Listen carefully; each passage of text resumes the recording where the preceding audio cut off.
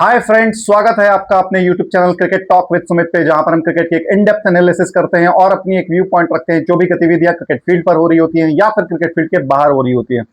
तो आज इंडिया का वेस्ट इंडीज का जो टेस्ट सीरीज आने वाला है, जो कि एशिया कप के 3 दिनों के बाद से ही शुरू होने वाला है, उसकी टीम की अनाउंसमेंट हुई है। कुछ सरप्राइज चेंजेस इसमें दिख रहे हैं, कुछ नोटिफिकेशंस कुछ ऐसे हैं या कुछ इस तरीके से इशारे किए गए हैं कि कुछ लोगों का कैरियर खत्म हो चुका है। तो उन सभी के ऊपर हम आज बात करेंगे, खुल करके अपने विचार रखेंगे कि क्या इसमें अच्छाइयां हैं, क्या कमियां हैं। सबसे पहले तो ये सुमन गिल की दूसरी सीरीज होगी एज ए टेस्ट कैप्टन। उसके बाद ये WTC का भी ये सेकंड सीरीज होगा टीम इंडिया का, जो ये साइकिल चल रहा है 2025-27 का। तो इसमें ऑलरेडी टीम इंडिया दो से जो बराबरी की इंग्लैंड में, तो पॉइंट्स उतने नहीं घटे हैं। अब यहाँ पे टीम इंडिया को 100% अपना रिकॉर्ड रखना है, जिसके कारण वो फाइनल में क्वालिफाई इजिली कर पाए। लास्ट टाइम जो हमारे साथ हुआ था, जो पिछला साइकिल बीता WTC का, उसमें न्यूजीलैंड ने हमें घर पे 3-0 से हराया था। तो हमारे जो पॉइंट्स टेबल है वो बहुत ज्यादा डाउन हो गए थे। और उसके बाद इंग्लैंड ऑस्ट्रेलिया का सीरीज जो था वो हमारा अच्छा नहीं गया।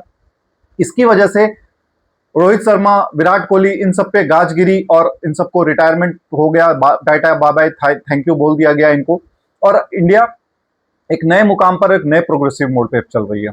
सेम उसी क्रम में मैं ये देख रहा हूं, ये सीरीज की जो अनाउंसमेंट हुई है, मोहम्मद सामी का इसमें नाम में नहीं है। मोहम्मद सामी के हवाले से अजीत अगरकर से सवाल भी हुआ कि सामी क्यों नहीं है, तो उन्होंने कहा, बहुत स्ट्रेट फॉरवर्ड आंसर दिया। मुझे बहुत पसंद आता है ये इस तरीके के जो सिलेक्टर्स होते हैं ना, जो स्ट्रेट फॉरवर्ड बात करे और स्ट्रेट फॉरवर्ड बताए, घुमा फिरा के लाव लपेट करके बात नहीं होनी चाहिए।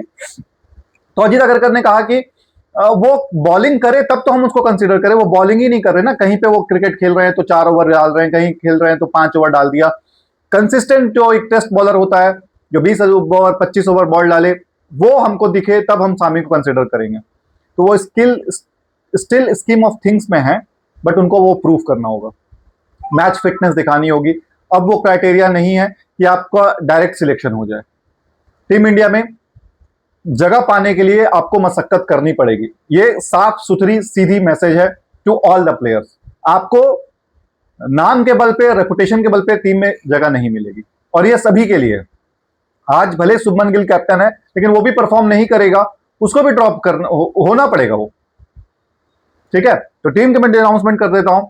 सबसे पहले तो हाँ, एक और बात, करुण नायर का भी इसमें नाम नहीं है, और करुण नायर का भी मेरे को लगता है कि कैरियर इज ऑलमोस्ट ओवर। उसके बारे में भी साफ सुथरी बात पूछी गई रिपोर्टर्स ने, तो अजीत अगरकर ने साफ कहा कि हमने उन्हें 4-5 टेस्ट मैचेस का मौका दिया और हमारी एक्सपेक्टेशन उनसे कुछ ज्यादा थी, बट वो एक्सपेक्टेशन पे खरा नहीं उतरे। कुछ 200 सवा 200 रन वो पूरे 4 मैच के सीरीज में उन्होंने बनाए। 25 का एवरेज रहा, 150 उन्होंने लगाया, लेकिन that was not enough to consider him for this tour और test series, you can say that. So साफ सुथरी बात बोली है कि अब हम उनको तरफ नहीं देख रहे हैं। उनकी जगह पर जो रिप्लेसमेंट आया है वो देवदत्त पडिक्कल है, और पडिक्कल को मुझे लगता है मौका मिलना चाहिए। ऑस्ट्रेलिया एक अगेंस्ट में भी वो 150 का स्कोर उन्होंने किया है। फॉर्म भी अच्छा है, प्लेयर भी मुझे बहुत पसंद है। मुझे क्या अच्छा खेलता है, मेरिट्स पे सिलेक्शन करता है वो, शॉर्ट सिलेक्शन उसकी अच्छी है, लेफ्ट हैंडर है तो स्टाइलिश भी लगता है, टॉल है तो बाउंस का और स्पिन का वो आराम से निगेट कर सकता है, स्ट्राइक रेट भी उसकी अच्छी है, हर मामले में फिट हो रहा था वो। तो अब बात कर लेते हैं टीम हवाले से। शुभमन गिल कैप्टन है, जो कि एज एक्सपेक्टेड है, और रविंद्र जडेजा को यहाँ पे वाइस कैप्टन बनाया गया। जो रविंद्र जडेजा ने परफॉर्मेंस दिखाई इंग्लैंड में जाकर के, ऑस्ट्रेलिया में जाकर के, उसका रिवॉर्ड उनको मिला है वाइस कैप्टन। जो रेगुलर वाइस कैप्टन हमारे ऋषभ पंत है, वो इंजर्ड है। ये क्लैरिफाई भी किया गया कि for this series he is the vice captain. मुझे लगता है ये अच्छा इंक्लूजन है, और उसको रिवॉर्ड दिया गया है। वो कंसिस्टेंट बहुत ही अच्छा परफॉर्म करता आ रहा है, सीनियर प्रो है। बहुत लोग यहाँ पे क्वेश्चन करेंगे, बहुत लोग यहाँ पे डाउट करेंगे कि KL राहुल को क्यों नहीं बनाया गया, या फिर जसप्रीत बुमराह को क्यों नहीं बनाया गया। देखो, जसप्रीत बुमराह हर मैच खेलेगा या नहीं खेलेगा उसका नहीं पता है, ठीक है, उसको हम चांस नहीं ले सकते। कैप्टनसी उसको हम देख नहीं रहे हैं, तो वो कंसिडर नहीं हो रहा है। KL राहुल कैप्टन अब बनेंगे नहीं, स्पेशली आफ्टर जो गोयंका जी के साथ जो उनका केस हुआ था लखनऊ में, उसके बाद से वो कैप्टनसी IPL के भी नहीं कर रहे हैं। ठीक है, तो वो कैप्टनसी मटेरियल है नहीं। अब कोई यंग प्लेयर को हम वाइस कैप्टन बना नहीं सकते, इसलिए हम लोगों ने सेफ बेट लिया आपको रविंद्र जडेजा को बना करके, कि अगर कल की डेट में अगली सीरीज में उनको हटाना भी पड़े तो कोई दिक्कत नहीं है, कंटिन्यू भी करना पड़े तब भी कोई दिक्कत नहीं है। तो रविंद्र जडेजा वाइस कैप्टन बनाए गए हैं। Yashasvi Jaiswal automatic selection for opening, KL Rahul automatic selection for the opening. Sai Sudharsan पे यहाँ पे भरोसा दिखाया गया है, एक अच्छा यंग प्रोस्पेक्ट है और मुझे लगता है कि नंबर 3 उसको दे देना चाहिए। कोई इफ एंड बट नहीं कि हाँ ये खेल ले वो खेल ले। साई सुदर्शन को आप एज ए 5 मैच आप उसको मौका दो नंबर 3 पे खेलने का, कि आप मेरे नंबर 3 हो। इंग्लैंड की तरह नहीं कि आप एक टेस्ट मैच उसको 3 पे खिला रहे हो, फिर आप उसको 4-5 पे कर दिए, फिर उठापटक कर रहे हो, कभी ड्रॉप कर रहे हो, तो ये नहीं, आप उसको कंटिन्यूअस 5 मौका दे टेस्ट मैच में, नंबर 3 पे वो ग्रैब करेगा ये पोजीशन। मैं उसकी जो आदत सबसे अच्छी चीज है ना, जो उसके मैं मुझे अच्छी लगती है, वो जब भी बैटिंग करने जाता है तो वो किताब कॉपी लेकर के बैठता है और नोट्स बनाता है। हो सकता है सबका अपना अपना तरीका होता है, हो सकता है अपने माइंड को शांत करने के लिए नोट्स बनाता हो, लेकिन ऑब्जर्वर है वो क्रिकेट का और अच्छा रीडर है क्रिकेट का। वो जो उसके टेक्निक्स हैं, जो उसके शॉट सिलेक्शन है, वो मुझे बहुत अच्छे लगते हैं, अट्रैक्टिव लगते हैं। और आईपीएल में हमने देखा है वो तेजी से भी नहीं खेल सकता है। आज के जो वर्ल्ड क्रिकेट की जो डिमांड है वो यही है। तो अगर आप आज साई सुदर्शन पे इन्वेस्ट करेंगे ना, तो आपको नंबर 3 पे तेजी से रन बना करके भी दे सकता है। तो ये चीज साई सुदर्शन के फेवर में गई है। He is a complete player. रोकने की बारी है, टेक्निक वाइज वो अच्छा है, स्पिनर को अच्छा खेलता है, टैकल करता है, और अगर अटैकिंग क्रिकेट खेलनी है तो वो अटैकिंग क्रिकेट भी खेल सकता है। तो he is an obvious very good choice for number 3 slot. उसके बाद देवदत्त पडिक्कल का सिलेक्शन हुआ, करुण नायर की जगह पे स्ट्रेट फॉरवर्ड वो आएंगे।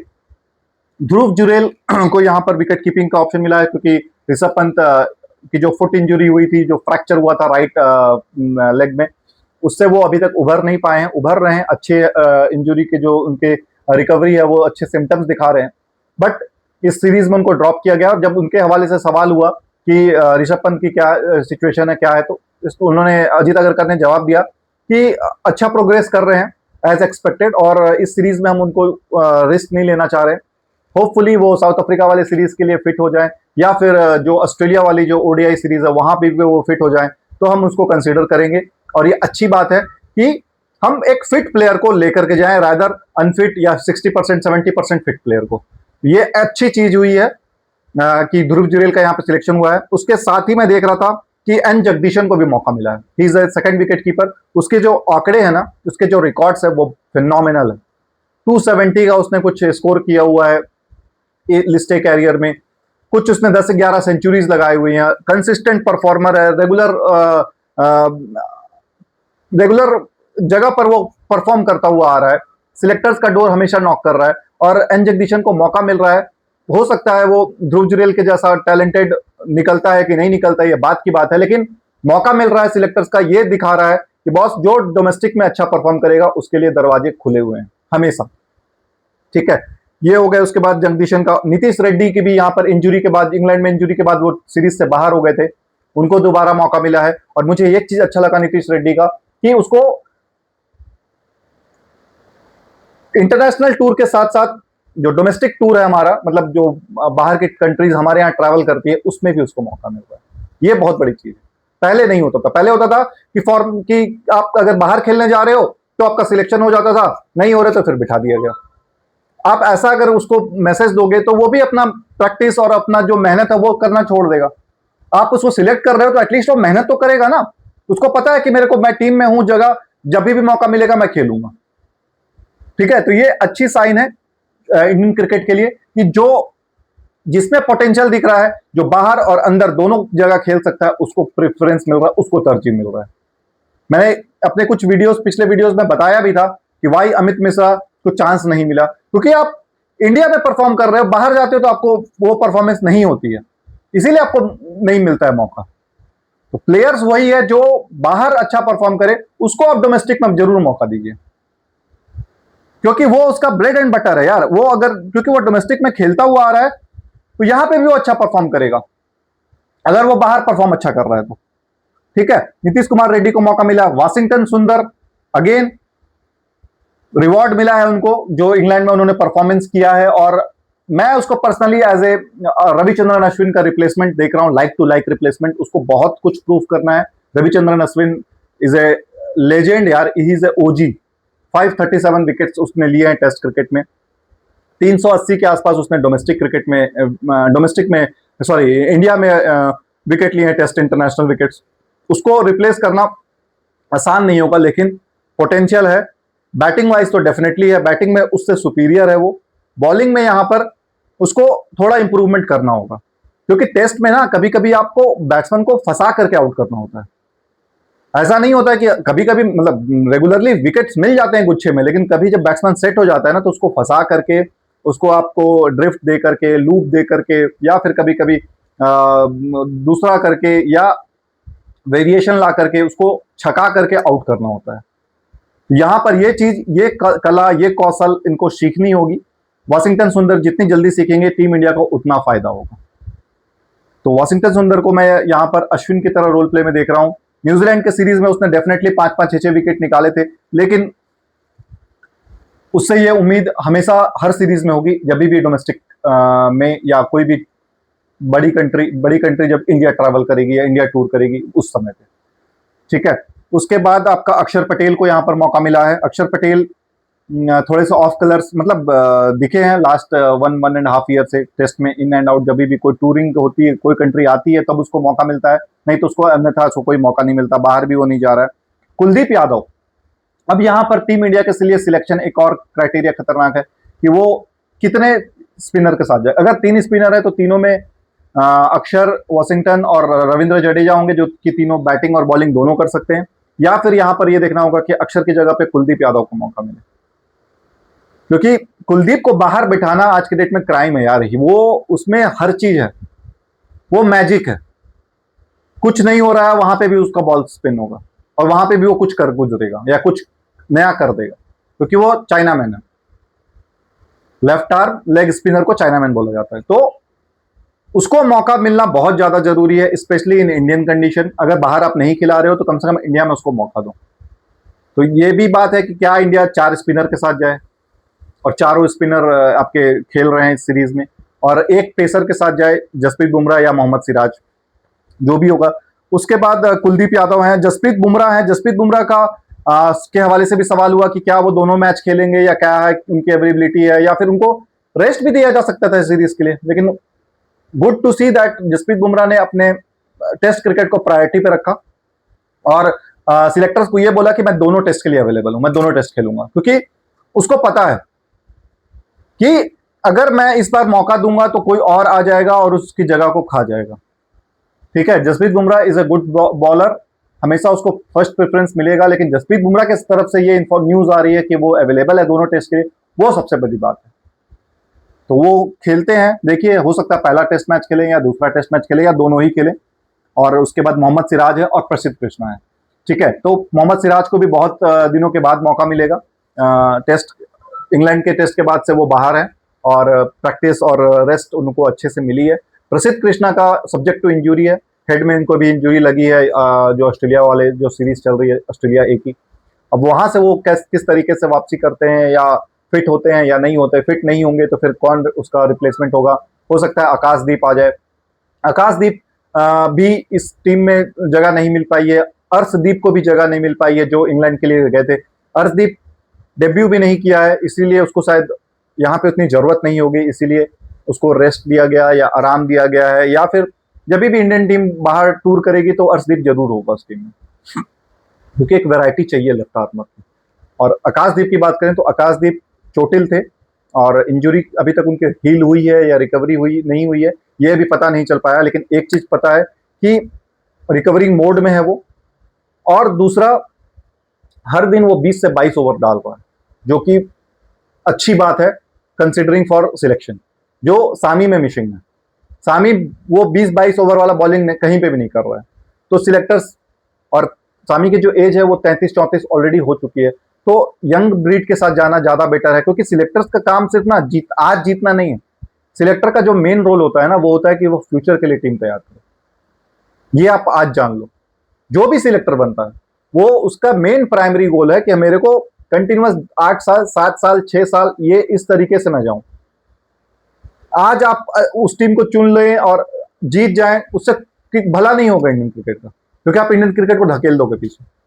तो मैं यहाँ पे जरूर चाहूंगा कि बुमराह, सिराज अगर बॉलिंग कर रहा है तो उसके साथ भी एक नया पेसर को मौका दिया जाए, प्रसिद्ध हो या प्रसिद्ध अगर अनफिट है तो आकाशदीप हो या फिर कोई और प्लेयर आए जो न्यू बॉलर करे, क्योंकि ना आपको कम से कम मैं बता रहा हूं 8 से 10 पुल ऑफ पेसर चाहिए जो एवरी टाइम रेडी हो कि हम टूर कभी करने गए या कभी भी जाएं तो हमारे पास 10 प्लेयर का पुल हो। 4 या 5 तो हम सिलेक्ट करेंगे अपने टीम में जो मेन टीम होती है, और 4 या 3 को हम लेकर जाएं ए टूर में, क्योंकि आजकल जनरली देखा गया है कि जहां भी इंडियन टीम ट्रैवल कर रही है उसके साथ ए टीम भी जा रही है, तो वहां पर हम 4-5 को वहां पे पेसर डालें, 4-5 हम मेन रेगुलर टीम में डालें। तो इस तरीके से आप खेलोगे। हर्षित राणा का यहाँ पे ओमिशन है, टेस्ट में उसको जगह नहीं मिली है, जो कि मुझे लगता है कि सही भी है।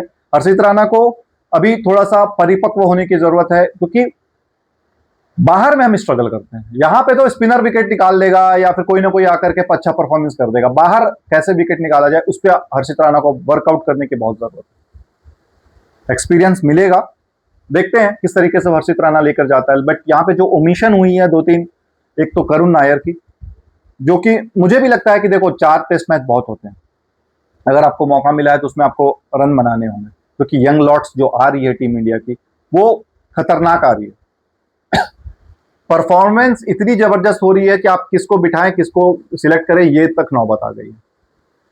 आप देख रहे हो ना, यशस्वी जायसवाल, फिर श्रेयस अय्यर है। श्रेयस अय्यर ने भी अपना बताया कि मैं फिट नहीं हूं 4-5 दिन फील्डिंग करने के लिए टेस्ट क्रिकेट में, इसीलिए मैंने अपना ए टीम से अपना कैप्टनसी से वापस लिया। ये अच्छी न्यूज है क्रिकेट सिलेक्टर्स के लिए। सिलेक्टर्स का काम आसान हो जाता है, जब आप फिट नहीं हो तो आप पहले बता दिए तो सिलेक्टर्स भी आपको उसी तरीके से ट्रीट करेंगे और उसी अंदाज में आपको देखेंगे। तो श्रेयस अय्यर का यहाँ पर देना पड़ेगा आपको कि वो उसने पहले सामने से आकर के बताया, और सिलेक्टर्स को ज्यादा मजबूर नहीं किया क्वेश्चंस और लेने के लिए कि उसको क्यों उम्मीद किया गया है, उसको क्यों नहीं लिया गया। ये गुड थॉट ऑफ प्रोसेस है। इसके बाद बात करेंगे तनुष कोटियन, जो कि यंग प्रोस्पेक्ट है। मुझे लग रहा था कि इस सीरीज में उसको मौका मिलेगा, लेकिन मौका नहीं मिला है। निराश होने की जरूरत नहीं है, आप अच्छे परफॉर्मेंस करते जाइए, 1 साल या 1.5 साल के अंदर आप टीम इंडिया में होंगे, ठीक है। और जो मुझे इसमें प्लेइंग 11 दिख रही है ना, वो ये दिख रही है Yashasvi Jaiswal, KL Rahul, 3rd number पे आपके साई सुदर्शन होंगे, 4th नंबर पे गिल होंगे, 5th पे आपके पास देवदत्त पडिक्कल होंगे, 6th पे जुरेल को आप खिला सकते हो, 7th पे जडेजा होंगे, 8th पे आपके पास अक्षर पटेल होंगे, 9th पे आपके पास वॉशिंगटन सुंदर होंगे, और 10th और 11th पे आप 2 पेसर रखेंगे, चाहे वो बुमराह और सिराज हो, चाहे वो सिराज या प्रसिद्ध कृष्णा हो। इस तरीके से कॉम्बिनेशन के साथ टीम इंडिया जाएगी और टीम इंडिया को यहां पर परफॉर्म करना होगा। बहुत ही अच्छी स्ट्रांग टीम है, एंड सुमन गिल की ये 2nd सीरीज है, न्यू कैप्टन है, वी शुड सपोर्ट हिम। और सुमन गिल ने भी निराश नहीं किया अपने कैप्टनसी से, वो बेबाक उसमें अंदाज है, हार्ड डिसीजंस लेने का उसमें हुनर है, और टीम भी वो अब जो 750 रन उसने बनाए ना इंग्लैंड में, उसमें एक रेस्पेक्ट अर्न किया है, जो अभी तक किसी ने नहीं बनाया था वो मैंने किया है, जो अभी तक किसी ने नहीं किया इंग्लैंड में जाकर के वो मैंने किया है। तो ये रेस्पेक्ट जो कमाना होता है ना टीम के लिए, वो बहुत बड़ी बात होती है। क्योंकि अब आप देखो, सलमान अली अगर नहीं खेल रहा तो कैसे उस पर क्वेश्चंस आ रहे हैं कि सलमान अली अगर की टीम में जगह नहीं बनती है, फिर भी वो कैप्टन है, कैप्टन इसलिए उसको ड्रॉप नहीं किया जा रहा है। ये सब बहुत सारे क्वेश्चंस आते रहते हैं।